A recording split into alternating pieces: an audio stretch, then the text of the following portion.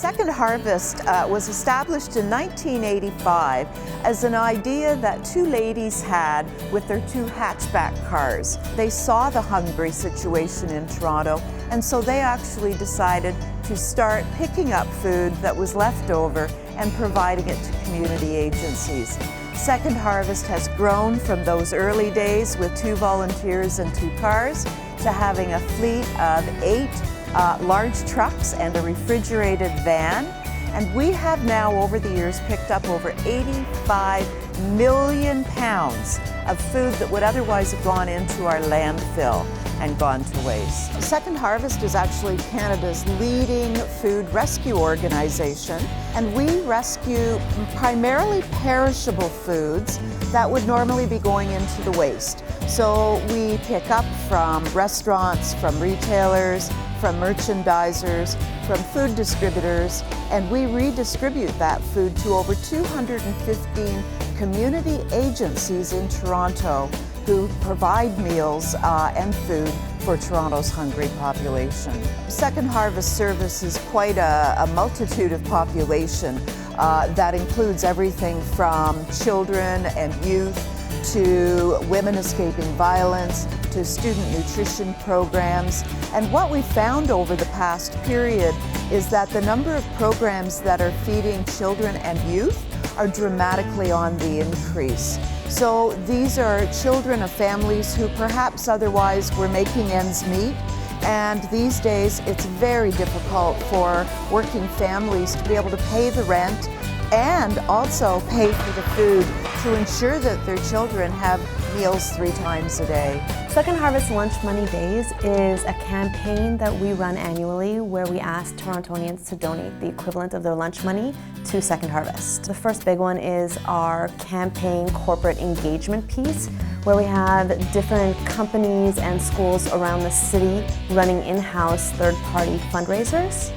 The other piece is a subway collection where we'll have volunteers throughout the subway system asking Torontonians for change.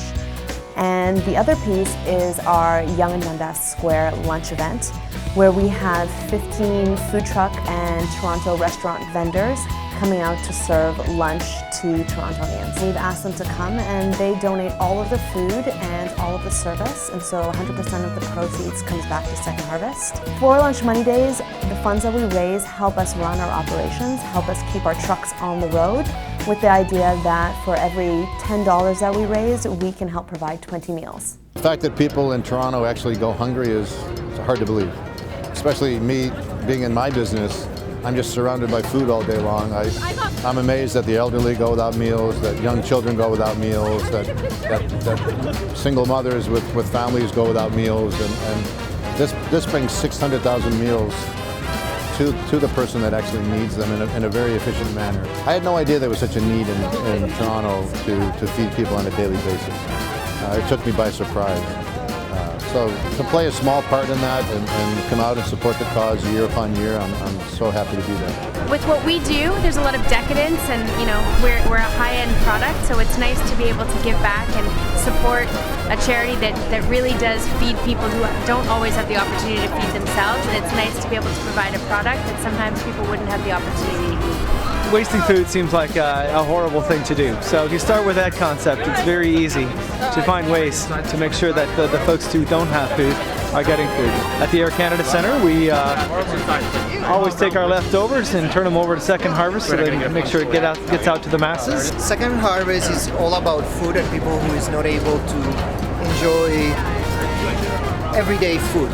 So the fact that I'm giving away and all this, even though I cannot give this food to these people, the money goes to them, and I know they will be fed in a different way. So that is like a vast reward. This program is a job-ready program. Basically, it's about giving people some basic skills so they can gain employment. A day in a life for us would be participants would come in, we have recipes that we would give them. We go through the recipes to figure out where the gaps are in the recipes so that they can perform, and then we send them off to do different tasks. For Second Harvest part of the training is a little bit different, where we always never know what we're going to get. I like to say it's like Iron Chef cooking. It's a black box that they receive. Some days they open up this black box and there's nothing in it, and some days it's just full to the top, but we still have to be able to create meals for Second Harvest. And we're trying to create between 300 to 500 meals per day for Second Harvest. Second Harvest is one station where, because we have no recipes for that, I like to call it traveling the world without leaving the kitchen.